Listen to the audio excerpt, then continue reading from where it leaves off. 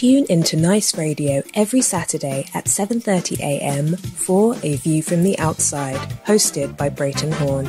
A View from the Outside takes a look at key issues affecting St Vincent and the Grenadines and gives a global perspective on how these issues are viewed. Host Brereton Horne will examine a variety of topics to enlighten, stimulate debate, and explore solutions.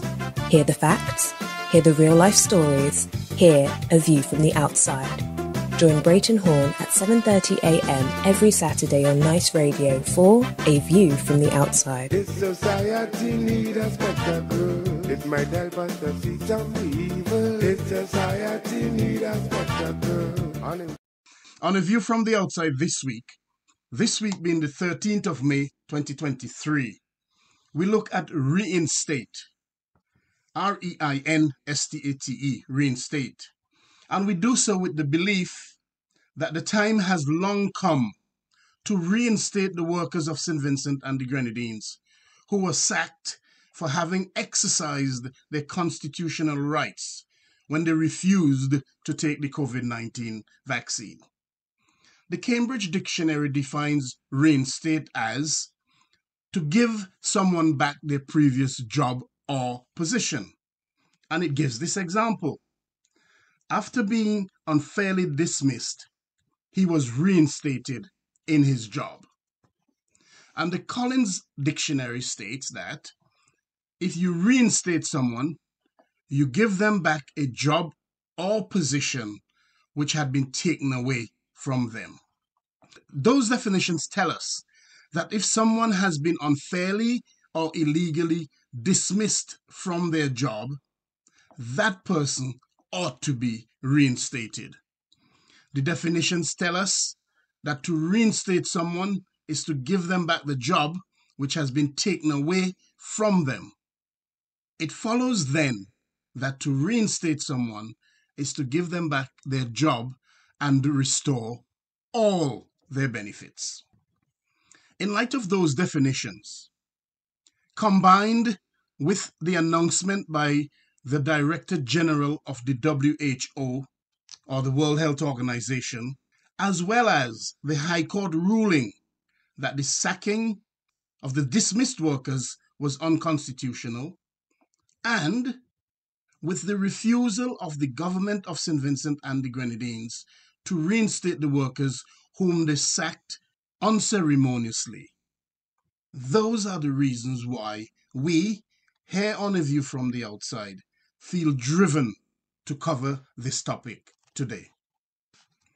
It is common knowledge now that hundreds of workers, including teachers, police officers, customs officers, and many others from other professions, were sacked from their jobs because they chose to exercise their constitutional rights and refused the government's attempts to force them to take the COVID-19 vaccine. Following their sacking, representatives from these workers, aided by their respective unions, took the government to court.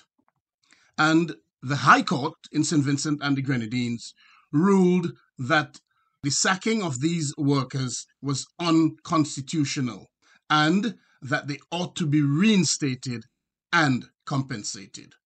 The government has appealed the High Court's decision, and they've applied for a stay of execution of the decision, thus leaving the workers unemployed and currently uncompensated. On the 5th of May 2023, the Director General of the WHO announced that COVID-19 is no longer a global emergency. He said, and I quote, "For more than a year, the pandemic has been on a downward trend. This trend has allowed most countries to return to life as we knew it before COVID-19. The committee met for the 15th time and recommended to me that I declare an end to the public health emergency of international concern. I have accepted that advice." Unquote. Since that announcement by the Director General of the WHO, a correspondence in the form of a memorandum dated the 10th of May 2023 was put out by the Chief Executive Officer, the CEO of the Argyle International Airport, AIA. The general thrust of the memorandum is to announce that the airport service charge for the AIA will be increased back to where it was before the pandemic, COVID-19. In the penultimate paragraph of that memorandum, the CEO acknowledged that the incentive in the form of a reduction of the airport service charge, which was given during the COVID-19 pandemic, is no longer required. In essence, there will be a reinstatement of the original fees for airport service charge. That penultimate paragraph reads, and I quote, "In simple terms, the airport service charge, which was reduced as an incentive during the COVID-19 pandemic, will revert to the original 100 Eastern Caribbean dollars or 40 US dollars. The effective date is the 1st of June 2023 for travel booked on or after the 1st of June 2023. That announcement is said to, in fact, indicate an acknowledgement that things are back to normal in St Vincent and the Grenadines. With that announcement, and with all of the foregoing in mind, the questions must be asked, must be posed to the government of St Vincent and the Grenadines. Here are the questions. What is the true intention of refusing to reinstate the workers whom they illegally and unconstitutionally sacked? Do they not reinstate the workers because they take pleasure in seeing them suffer financially? Do they not reinstate the workers simply because the workers were brave enough and defiant enough to defy their attempts to force them to go against their own conscience and against their own constitutional rights? Do they not reinstate the workers because they are bent on crushing what they perceive as dissent? Do they not reinstate the workers because the workers whose constitutional rights they have breached, they want to send a message to other workers? Is that a message being sent to them? Is there a hidden message being sent to them? Do they not reinstate the workers simply because they want to victimize them and keep them on the breadline? It is high time that the government of St Vincent and the Grenadines acknowledge that they erred and that their error was an enormous one. To continue not to reinstate the workers seems petty. To continue not to reinstate the workers is callous in the extreme.